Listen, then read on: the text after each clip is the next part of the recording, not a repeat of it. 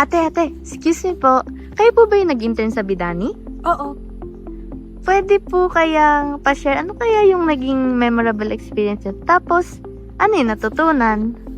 Siguro sa Bidani, nakita ko kung paano sila magkaroon ng healthy working environment.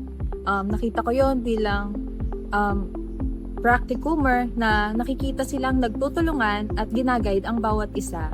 Kaya naging masaya ang stay ko sa Bidani kahit sa maikling panahon. Siguro dahil doon, mas na-realize ko na importanteng magkaroon ng magandang relasyon sa mga katrabaho para ma-reach nila ang kanilang goal. Sa pagkakaroon ng magandang relasyon sa bawat isa ay mas maganda ang proseso at kalalabasan ng kanilang ginagawa. Nabalitaan po namin, hindi lang kayo yung nag-practicum doon. So, kanina po gusto ipasa yung phone? Siguro ay pinapasa ko ang phone sa taong napaka-clingy sa office as gusto kong laging katabi kapag nagtatrabaho kami.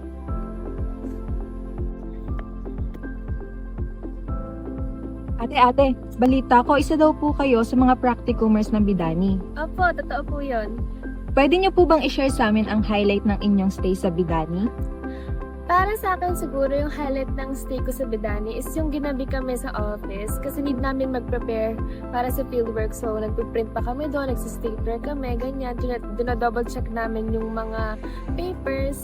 Ayun po, tapos nagagawa pa namin mag-video ko na nagkukulitan pa kami na para bang hindi sila galing sa isang mahabang araw. Ano po ang lessons na natutunan niyo tungkol doon? Doon sa experience na yun, siguro don't let stress get into you. Parang, dapat masaya ka pa rin sa work mo. And, yun nga, magiging masaya ka lang sa work mo pag hindi toxic yung environment ko. So, very thankful ako sa Bidani kasi tinanggap at linahan nila kami.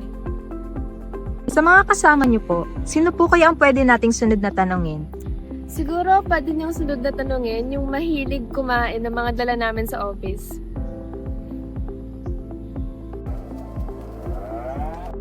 Ate, isa daw po kayo sa mga nag-practicum sa may Bidani? Opo.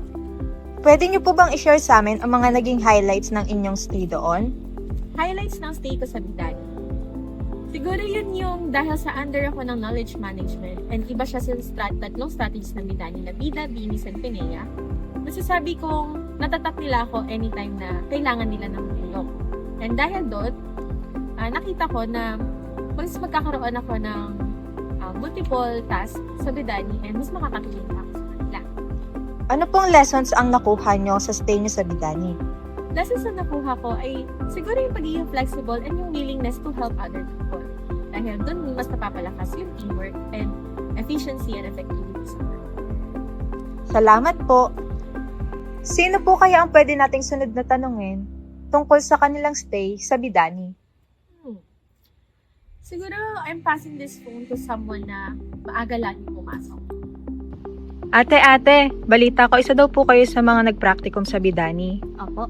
Pwede niyo po bang ma-share ang highlights ng inyong stay doon?